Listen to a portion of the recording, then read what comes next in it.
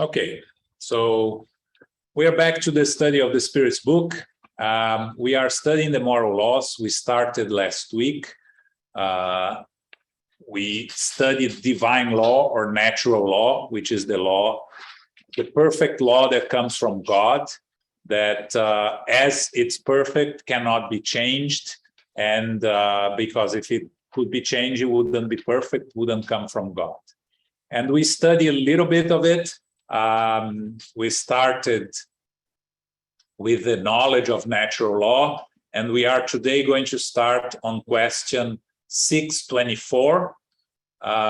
We talked a little bit about true prophets last week, but we are going to start on 624. Okay, and then 625, which is the shortest answer that you have in the Spirit's book by the Spirits, and I'll explain that when we get there.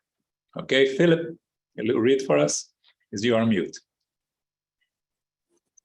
What are the characteristics of true prophets? True prophets are moral men and women inspired by God. We recognize them by both their words and their deeds alike. God would never rely on the mouth of a liar to preach the truth. So, when we finished last week, I recommended that you go to the Gospel according to Spiritism to read about there will be false Christs and false prophets. And knowing the history of humankind, we see a lot of these false Christs and false prophets throughout history, right? Some of them were able to even create religions, have large followings, but in all of them, and we discussed this last week, there is always some truth behind all the teachings that come from God and are disseminated by the messengers, which we find some that are really the characteristic of a true prophet is you would never recognize there is a prophet. You ask Chico Xavier, if they asked several times if he was a prophet or he was, and he always said that he was nothing special. He was the flea in the dog, right? And Mother Teresa never recognized that she was a missionary or anything. So that's a characteristic of a true prophet. If someone starts going out and saying that they are the prophet, it's a huge red flag. We need to be very careful with that. As the Spirits say here, true prophets are men and women inspired by God. We recognize by their words and their deeds alike. And this is very important, because if someone talks a lot but has nothing to show, again, it's another big red flag. Exactly. If you talk the talk and you don't do the walk. Don't do the walk. So you see the work of Mother Teresa, right? You read the story of her life and her work. You see a true missionary there. You see the work of Divaldo Franco, right, in Brazil, with the Mansão do Caminho mention of the way that raised more than 3,000 children already. These are the true prophets, right? Of course, amongst the others that we are not going to go into names here because I don't think it's worth. There are some truths on what they bring, but because of their the characteristics of the human characteristics, imperfection, pride, and lack of humility, these so-called true prophets that are not true, they tend to deviate from the teachings that they receive from the spiritual world, adapt to their own needs and to their own whims, and that's when it becomes a little bit complicated. And we see this throughout history, right? We start with Christianity. After Christianity became the official religion of the Roman Empire, it started to go sidetrack completely, and we completely forgot the teachings of Jesus, and we started persecuting others. We started the Crusades, the Inquisition, that carried a lot of the consequences that we still see today, and we still.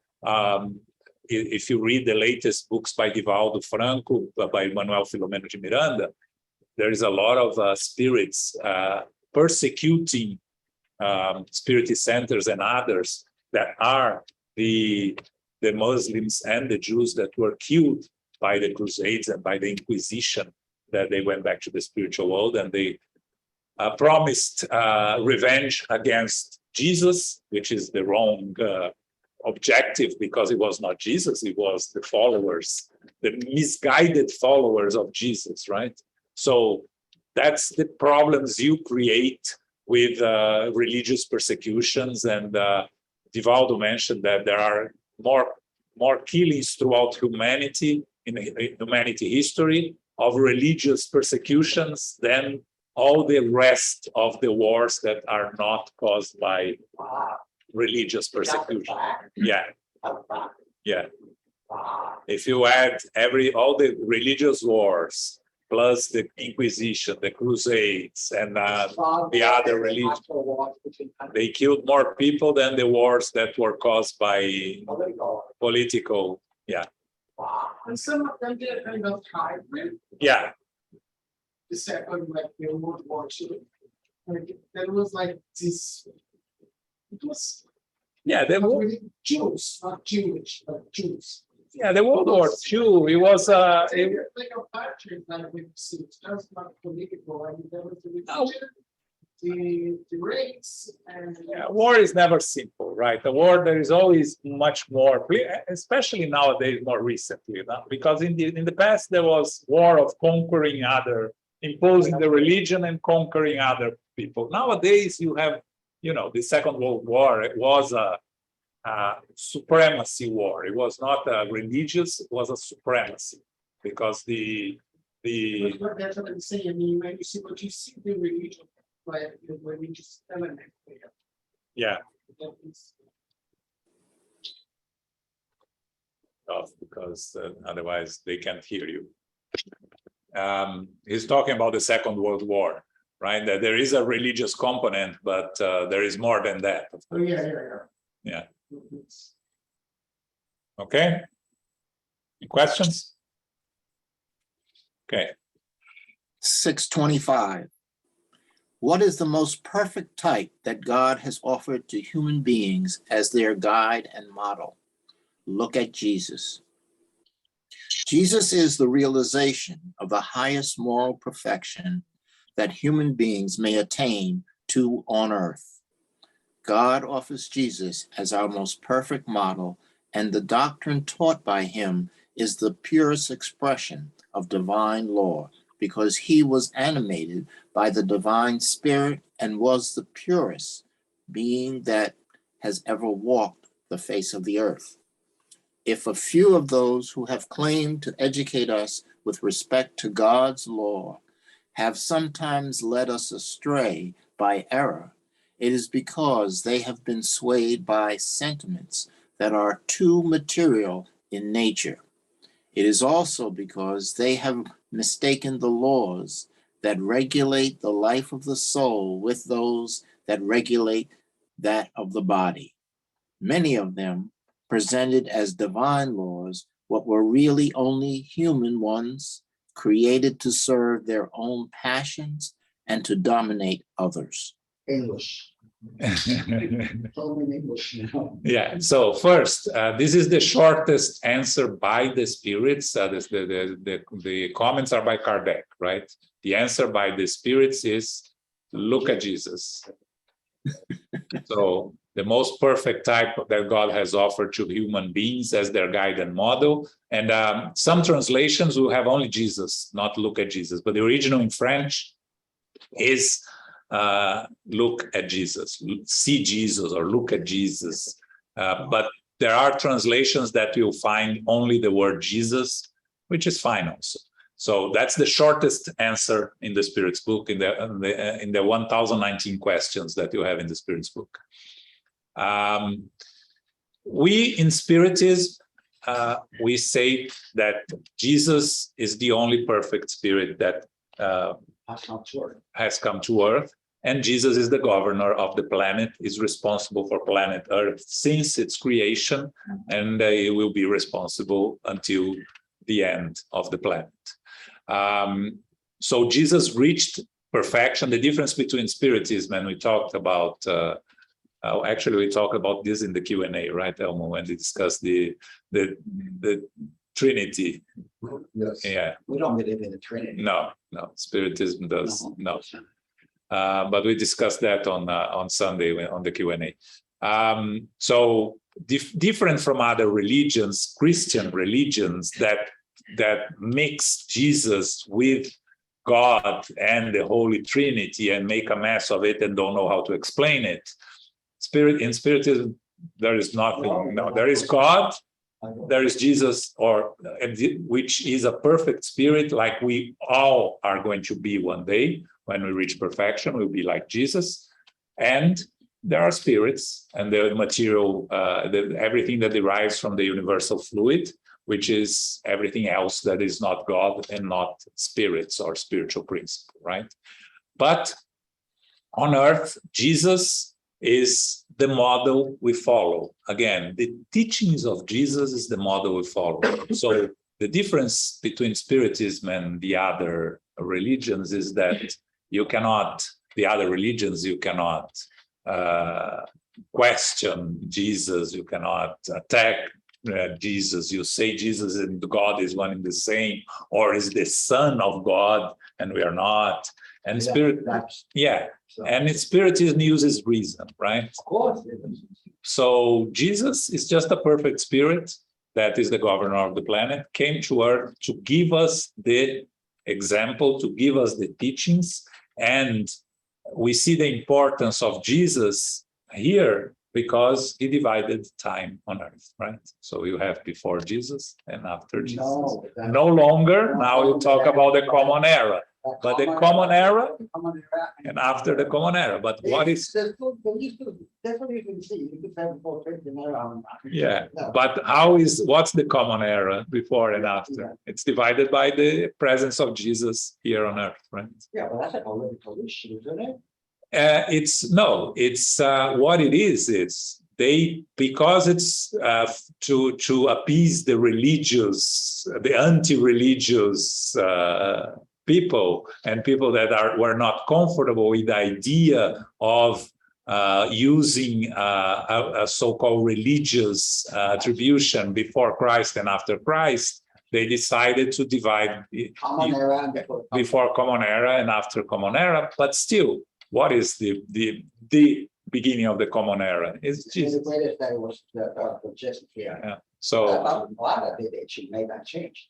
No, it's the politically correct thing to do if you are not going to create problems with the non-Christians and things like that. You want to unite instead of divide. So, let's focus on what unites us, not on what divides us, right? So that's the idea. But those other prophets that you did say that they had contained some elements of truth. They're not really like prophets in the classical sense of the definition of what a prophet is, but still they are bringing some truth. Yes, they bring truth. So there's some. I'm always looking for what they call the silver lining of this. You understand? They always we have a question after that. Okay. The next question is exactly that. But before we go there, again, let's reinforce the notion here that the teachings of Jesus, it's not Jesus, the man that we are going to follow as an idol or something like that, right? We focus on the teachings of Jesus. Not on Jesus, exactly. Not on Jesus. The teachings, exactly. Yeah, we focus on the teachings because you can remove the man from the teachings and the teachings are still perfect guidance on Exactly. how It's like- to it's like- to evolve. I've always said that Jesus does not want adoration or admiration. Yes, exactly. That's a good one. Yeah. Okay. And that's what Paco was asking. We are going to find in this question. 626. Was Jesus the only one who revealed divine or natural laws to us? Did human beings have no other knowledge than that provided by intuition before Jesus' time? Did we not tell you that those laws are written everywhere? All the men and women who have meditated about wisdom have been able to understand and teach these laws since the dawn of time. Very good.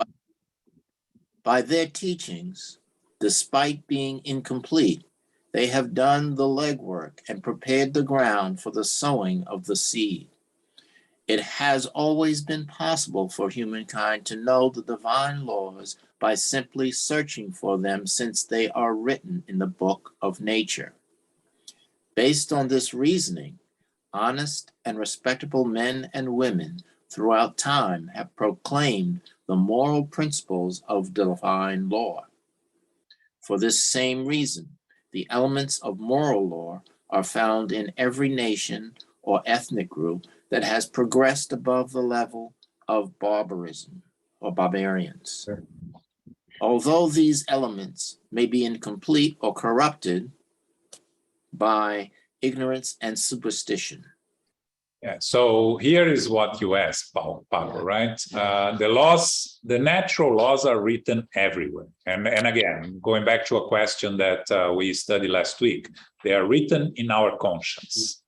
So we bring the God's laws written in our conscience is when we deviate from them, when we start to rationalize and adapt to our own needs, is when we enter into problems. We create problems for ourselves and for others. But as the Spirit says here, the teachings that others have brought, you will find truths everywhere. Every religion that you study, you will find the truths there. I was reading a passage from the Quran yesterday on another study that we do. It's a beautiful passage that talks about brotherhood and how we should respect one another. So it's written there. It's those that misinterpret it, like we did with Christianity also in the Inquisition and Crusades and everything, right? That's when we create the problems, when we allow our imperfections to take over our reasoning, right? So the divine laws we can find them everywhere if we look carefully.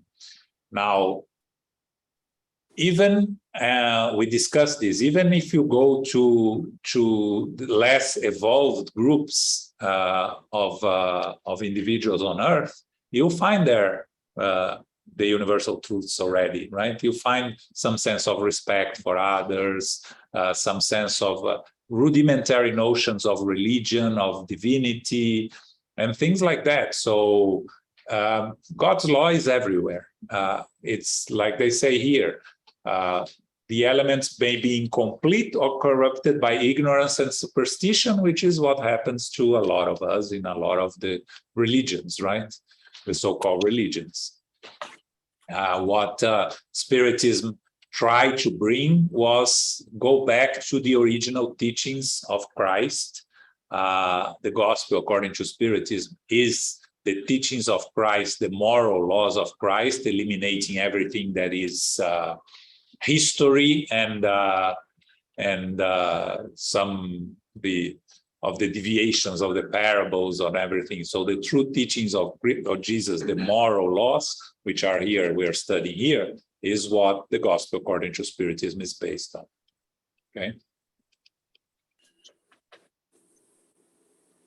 Okay. 627. Since Jesus has taught God's true laws, what is the point of the teachings inspired by spirits? Do they have anything more to teach us? Jesus's teachings were often allegoric and delivered in the form of parables because he spoke according to his time and where he lived. The time has now come for the truth to be made clear to all. The divine laws must be explained because few of you understand them, and even fewer practice them. Our mission is to reach the eyes and ears of all, stun pride, and expose the hypocrisy of those who disguise their transgressions under the mask of virtue and religion. The teaching of the spirits must be clear and without error, so that no one can feign ignorance, so that all may judge it and evaluate it with their own reason. We must prepare for the reign of good announced by Jesus and provide the explanations to stop humankind from continuing to interpret God's law according to their passions and distort the meaning of a law that is entirely love and charity.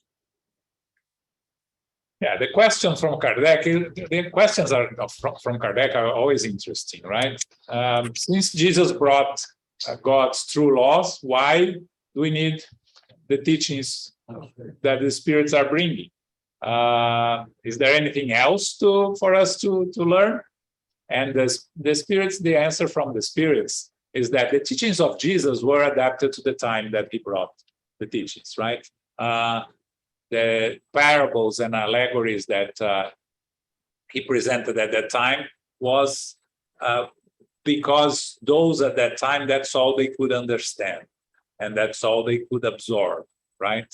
And Jesus said that he would bring the truth later, right? He would send the consoler and to explain and expand on his teachings. So Spiritism comes to expand on Jesus' teachings, to explain the parables, to explain to us what Jesus really meant, and to like they say here, to expose those who disguise their transgressions under the mask of virtue and religion. So the teaching of the spirits must be clear and without error. And as we prepare for a world, and again, Spiritism comes at the beginning of the transition to a world of regeneration that we are going through the process, we must prepare humanity to receive, to be able to use the teachings of Jesus in a more productive way, using it from here to here, bringing them from here to here, right? Because it's very easy for us to rationalize the teachings of Jesus, but to put in practice, to make it a part of who we are, is much more difficult. And that's the exercise that the spirits ask us to do, right? Is to put in practice what we are learning.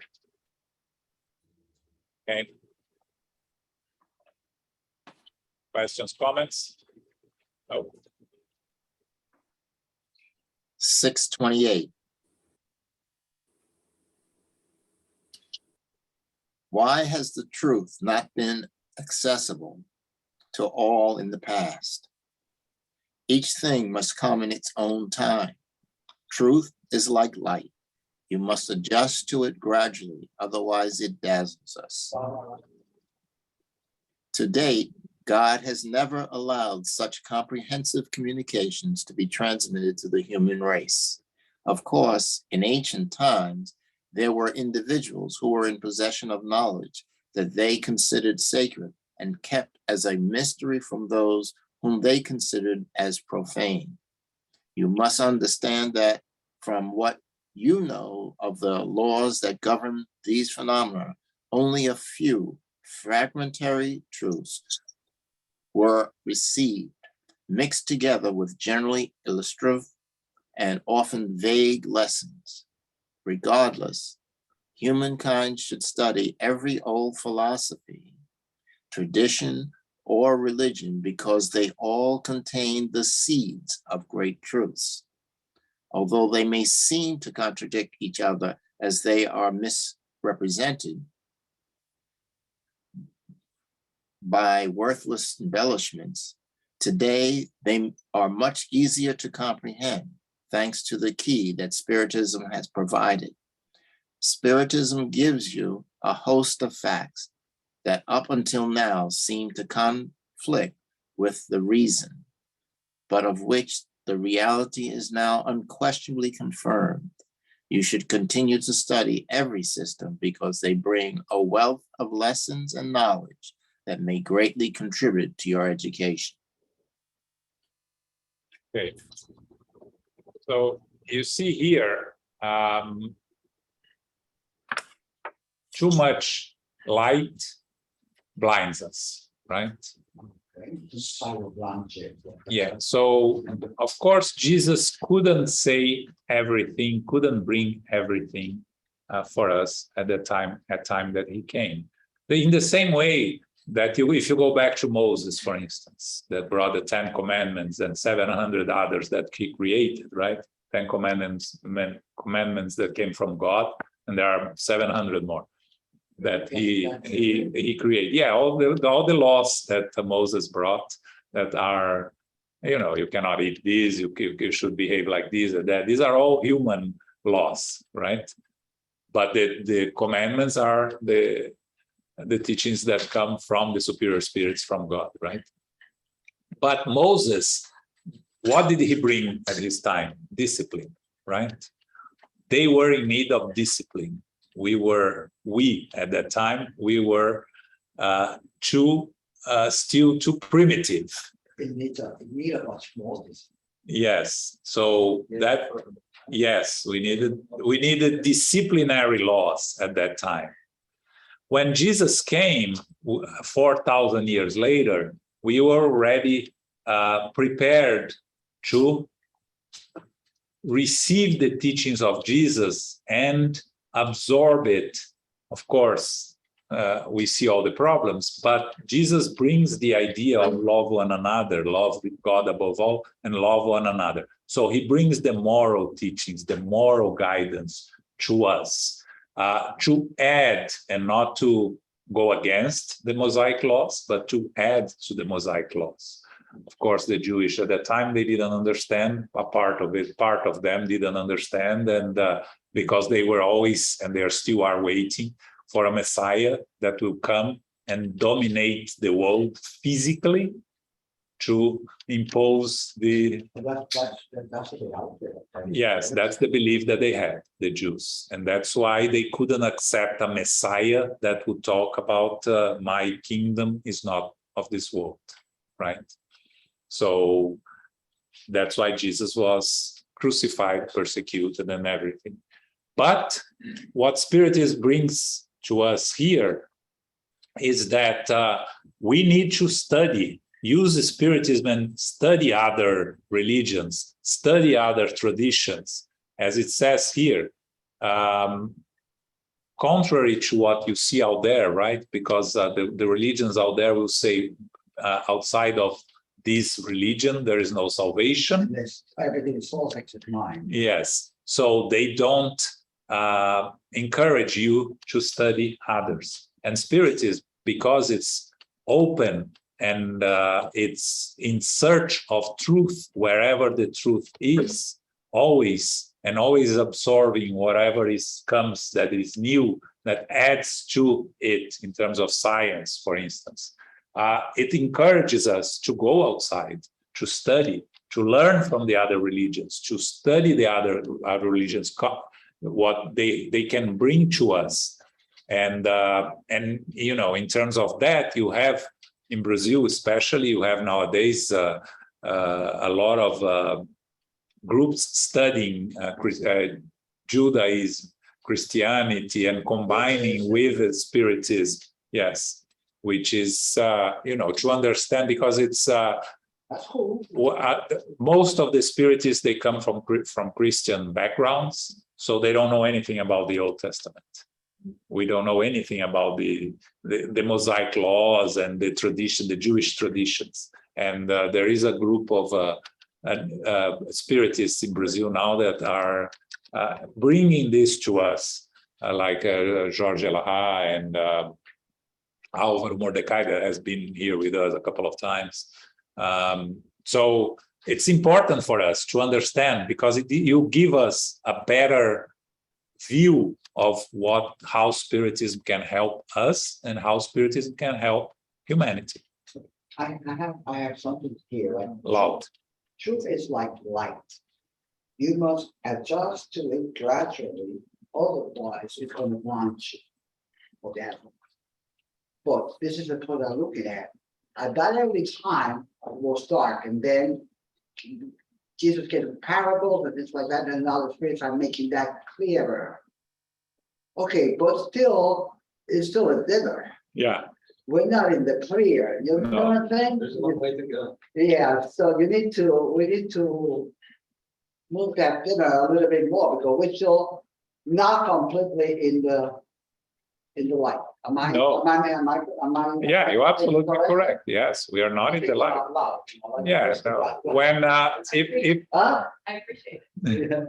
if we were all full of light, there will be no violence, no persecutions, no. So, you know. Yeah, it will be a happy world. We are very far from a happy world. Yeah, but Like, the truth is completeness is not really, we cannot say yet, because it will. yeah. Yeah. You know, for us, we cannot even describe what it should be, because we have no understanding of it. We have, we never been there, right? We are very good in describing what's behind us, right? The darkness, the dark places, the lower zones, Some of us are in those dark places. the higher places. Some of us are in those dark places. Oh, are in those dark places? Yes, yes, of course. That's why this is still a world of trials and atonements, trials and expiations. Evil prevails over goodness. We are transitioning to a place where goodness prevails over evil, but still evil still exists. And that's another thing that Divaldo has been, Manuel Filomeno de Miranda has been bringing in his latest books, is that last opportunity of many of those spirits to incarnate on earth, to change their ways. If they don't change their ways, they insist on continuing doing evil, they are being transferred to more primitive worlds. Again, these are the leaders. It's not the followers, because there are leaders and there are followers. There are those that follow the dark path just because someone is guiding them on the dark path. These are not the ones that are going to be expelled from earth or move to a more primitive planet. They are the leaders, the ones that are doing evil for the pleasure of doing evil, and we have many still, but they are all given their last opportunity of incarnating on earth. And that's why we see a lot of these so-called crazy things happening around us, because these spirits that are rebellious, that are trying to hang on to the old traditions and old differences that they were comfortable with in previous incarnations. And this is a change that it's the laws of progress, and we're going to study very shortly law of progress. So this is going to happen. But Even in the world that we're talking about, what is the new change for them there? it's so because we don't regress, they will go there. They will find much more difficult living conditions. It's like coming back to Earth 40,000 years ago. So you have more or less the knowledge you have today, the half moral evolution that we have today, and then you are born in the middle of barbarians. So what you have to do there? You become the leader, the educator, the one that brings some moral, Common sense. some common sense to them. Exactly. Yeah, you be the more evolved one there, right? You'll be a struggle, but yes. You said something that like, maybe I misunderstood what I said. So we can be sent to a lesser developed planet. Yes. Oh, I didn't know that, because I thought like you never like regress. You don't regress, but the place that you are, you can go to a less evolved planet, but you are not going to regress in terms of your moral and intellectual. No matter how much evil or immoral like life I have, like in this incarnation, so I can be sent to a less developed place, Yeah, but but it still be you. it's going to be okay. Got it. Yeah, it's, the example, and it's not that you are sent because, you are punished. Yeah, It's a vibrational level. I always give the example. Synchrony. Yeah. It's like if you're in fourth grade and you know that you cannot be in first grade, but you're gonna be retained in fourth grade. Yeah, no, the example I give always, which is you go to there is a street where you have a bar and you have a church. You decide where you want to go. It's the vibrational level. If you go to the bar, you're going to find one level. If you go to the church, you are going to find a different one, right? I'm not saying there are. Yeah, I'm just saying there are different levels. So you are going to go to a more primitive world because it's where your vibration is connected to. But there is an element of punishment, at least I still get that sense, maybe I was. But you are punishing yourself. It's not God. Because you deviate from the natural laws, you are creating the punishment for yourself, right? It's let's say the example I gave, the church and the bar.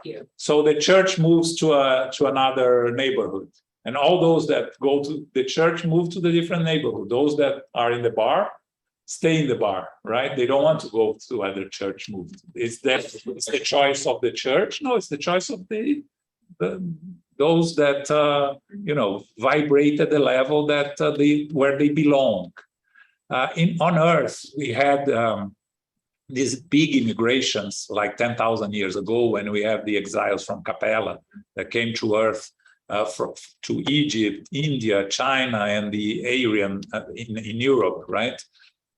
Especially those that came to Egypt. You see this development of Egypt at the time of the pharaohs and the pyramids and everything. Suddenly, they became very advanced compared to the rest of the primitive world that we lived at that time. How does this happen? It was a whole generation of spirits that came from a more evolved world, brought their knowledge, but they lacked for that world in moral. So they came here, they helped us evolve, humankind evolve, and according to Emmanuel, all of them went back already to the place they came from. The others, not all of them, but the Egyptians, all of them. But they left with us a progress. So that's what these spirits that can no longer incarnate on Earth are going to bring to these more primitive worlds. Civilization, evolution. It's a matter of the lenses you put on, because you might see it as a punishment, but if you look into the long run, it may be, you can look as an opportunity for you to repair something. So in God's view, it might be that He's giving you a second chance. Yes, exactly. It depends on how you look at it, because God does not punish.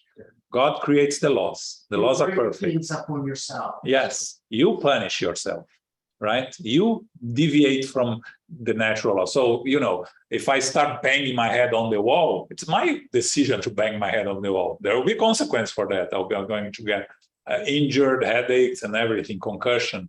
But who decided to bang the head on the wall? It was not God didn't tell me to bang my head on the wall. So that's more or less. One thing that I'm curious of is I think every time you're reincarnated, you don't have the same consciousness or the 11% consciousness as you are with the spirit. So I think my line of thought is it's easy for you to maybe get lost when you're in this life because you don't fully remember everything that you're here to learn. So how do you avoid not regressing or going back? Yeah, so you probably didn't hear the question, right? She's saying that if when you reincarnate, you forget a lot of things, right? You don't remember that you had the life in the spiritual world and everything. So, but the thing is, when you reincarnate, everything on your moral evolution you bring with you. You don't bring the intellectual abilities, all of them, because you need to evolve in different areas.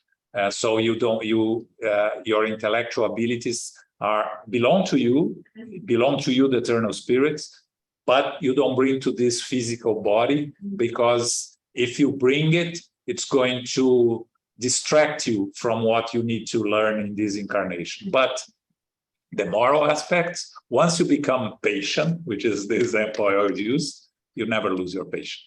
You either are patient or you're not. Once you become patient, you'll be forever, because it's something acquired. The moral evolution that you have. So, if you overcome your moral imperfections, you overcome as an eternal spirit, it will be always with you in all the incarnations.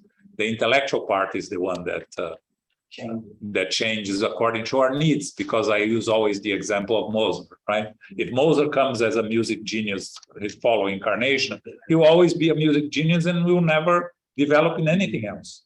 And he needs to develop in the other areas, right? But, the moral qualities, they belong to you. So when you go to a less evolved planet, let's say you are doing things that, according to the moral laws of Earth, are not, the ethical laws of Earth are not appropriate. And then you go to a more primitive world when they are only barbaric, eating others alive, and there will be things that will shock you, because, the standards are so much below what you are used to.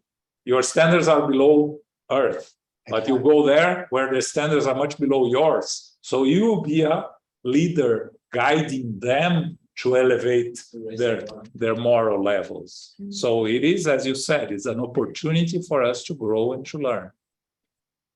But again, it's the exception, right? It's not the large population on Earth that is leaving. It's the exception. It's a small number. But that can be replicated in different dimensions. Yes. Talking about the Earth, it could be replicated Everywhere. This is the natural law of the whole universe. We're talking about the Earth because that's where we are. Yeah. We are, and what we're doing right now. But it's in all parts of the universe. And one thing that also that I learned studying this, which I found very interesting, is that when you move to a more primitive planet, you move in groups. Move in groups. In groups. Because it helps, a community helps each other, right?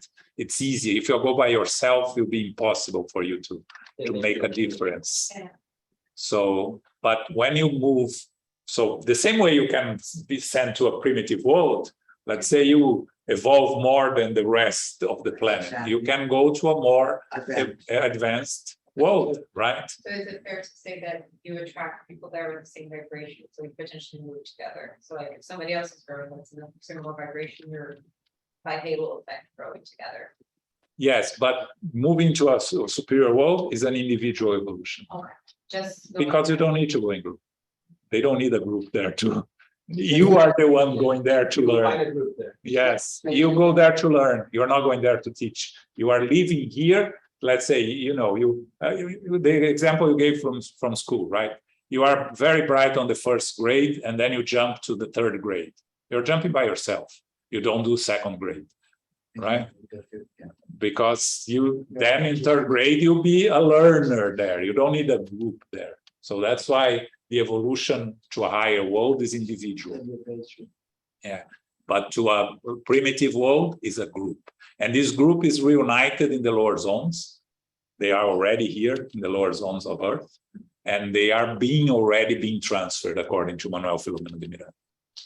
But sometimes it's a matter of choice. Like you might be ready for spirits that were ready to move to a more evolved world. And you can choose to But they stay. chose to stay. So the group they were together with, like, demoted, they're waiting for them to be ready. So they help them develop themselves so they can go to. Exactly. Dr. Bezerra de Menezes is the example that we know for certain that he has decided to stay behind on Earth. So people that individually can move into a higher dimension, choose to stay here. Choose to stay here. You can choose because you want more than learning there. You want to continue helping your loved ones here. Your loved ones are here, right? Yeah. You don't want to go by yourself. You want to help.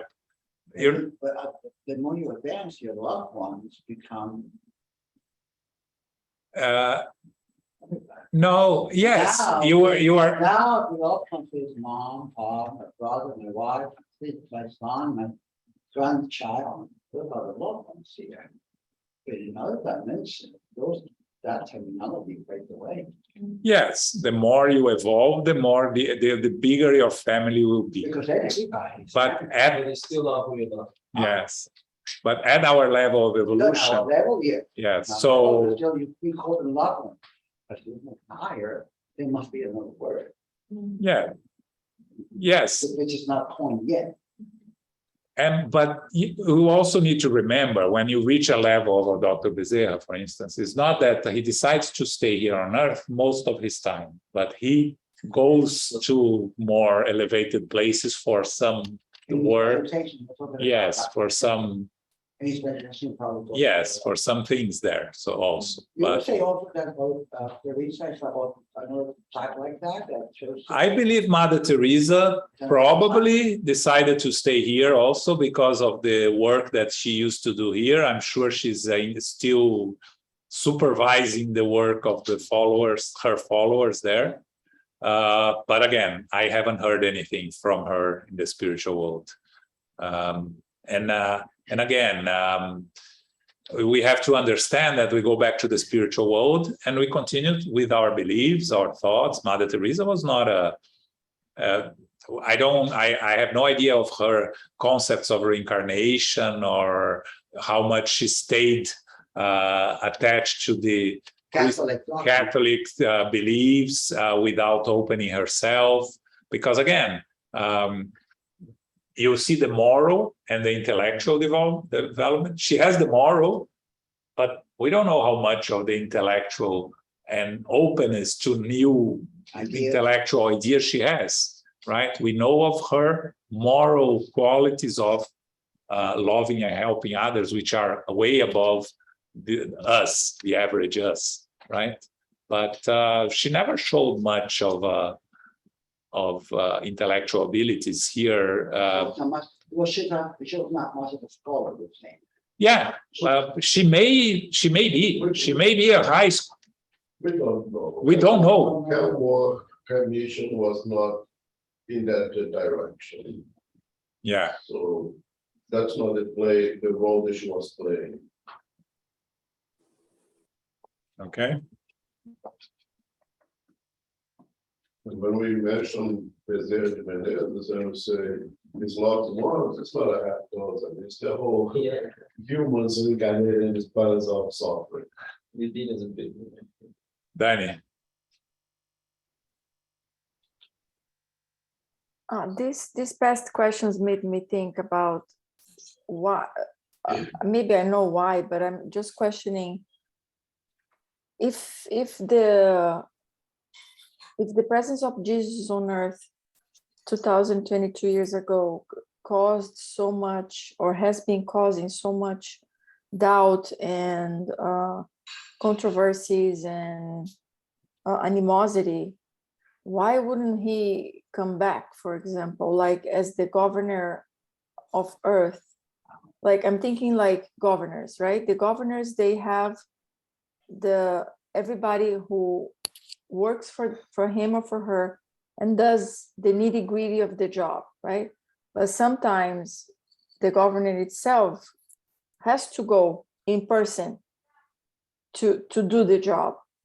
And I know he had to be preparing for, you said 1,000 years, right, to come. Yeah. So, but if he would come today, would he be coming as Jesus, like, hi, I'm Jesus, and it would just continue the questioning, and it's not him, it's him, it's not him, and then the fight, Yeah. right? Because he has to go through the process of birth like everyone else here, because we are at this level. Mhm. He couldn't just show up and say, I'm here for a while and then I'm going back in the physical body, right? Again, to understand the reasons, it's to understand Jesus is a little bit complicated, right? But in terms of looking at it from a reasonable point of view, the teachings is what's important. If Jesus comes back to earth, my guess would be that the vast majority of people wouldn't believe and would crucify him again in different forms, right? Through social media and things like that. So what did Jesus brought to us recently? These teachings that we are studying, right? The spirit of truth, that some in Spiritism say it's Jesus, some believe it's a group of spirits. We're not going to go there, but that's the teachings.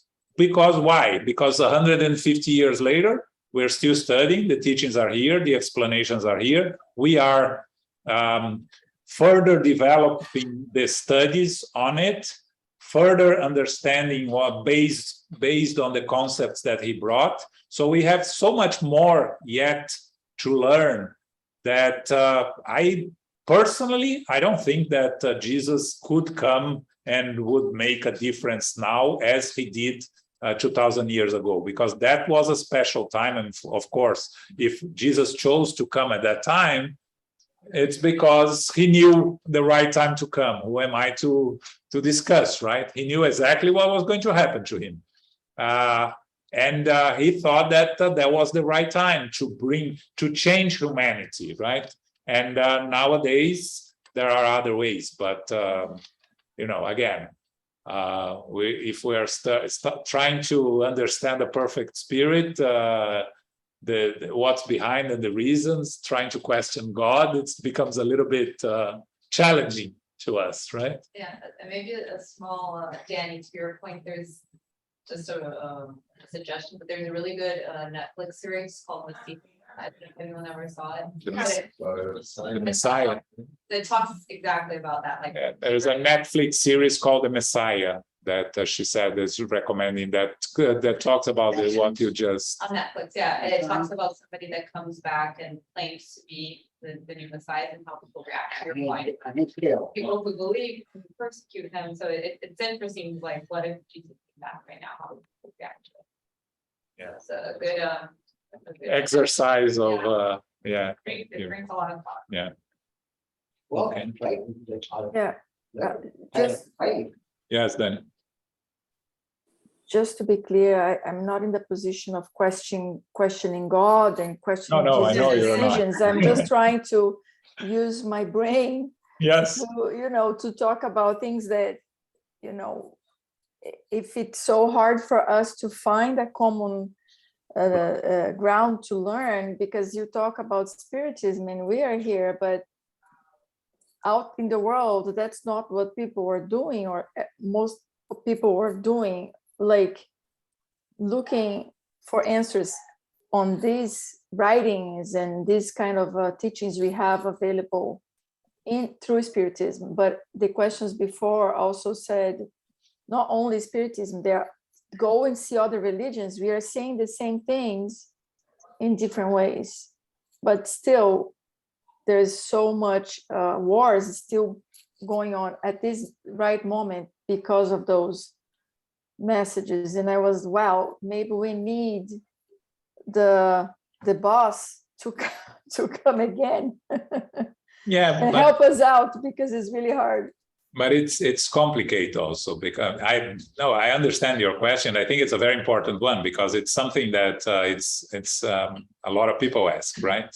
And actually, I've been hearing a lot about the so-called Jesus coming through different places and different books. And I have a friend that is reading a book that was written by Jesus. He guarantees that it was written by Jesus. I hear what he says, and I think it's. I don't hear Jesus there, but you know, there are people that believe that it comes from Jesus, so it's complicated. And I think if Jesus came personally here, he would. I don't think we are yet prepared. I don't think we are ready to deal with it, and I don't think it will be any. It will not do any good. But then again, it's my opinion. You know. But isn't that what Plato's cave is all about? The allegory of Plato's cave, that everybody's in shadow, like light comes out and you see the light, and then comes back into the cave and tells people what the light's all about, and then don't believe it, you say Yeah. that's still happening. Yeah. That's the little red fish that it's in the introduction of the book.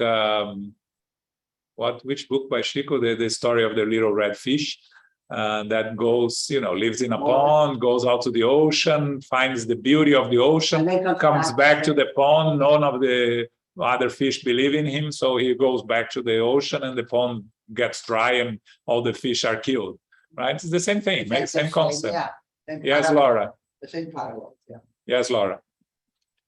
Hi, Joelle. Hi, everyone. Hi.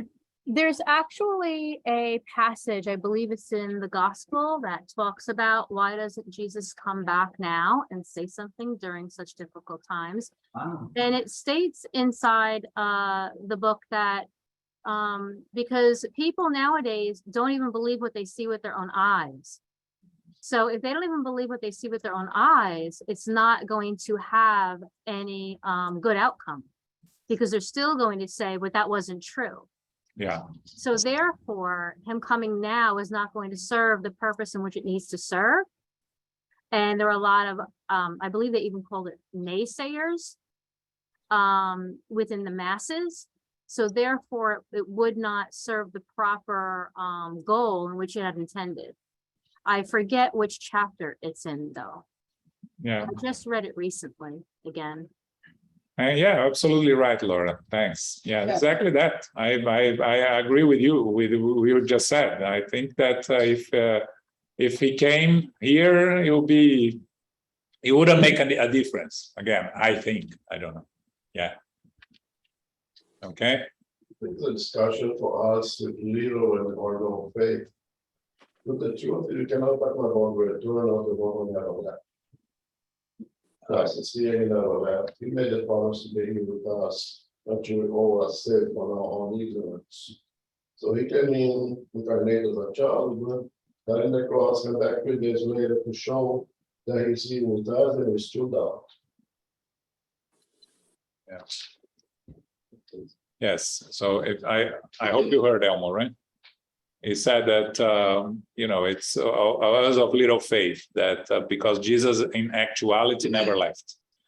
He died in the cross, came back 3 days later. Many didn't believe. He came back once more to the 500 of Galilee, and many didn't believe, and we still don't believe, right? And Jesus actually never left, which is actually true. But we don't want to hear, right? Okay, so we're going to stop here. Good and evil.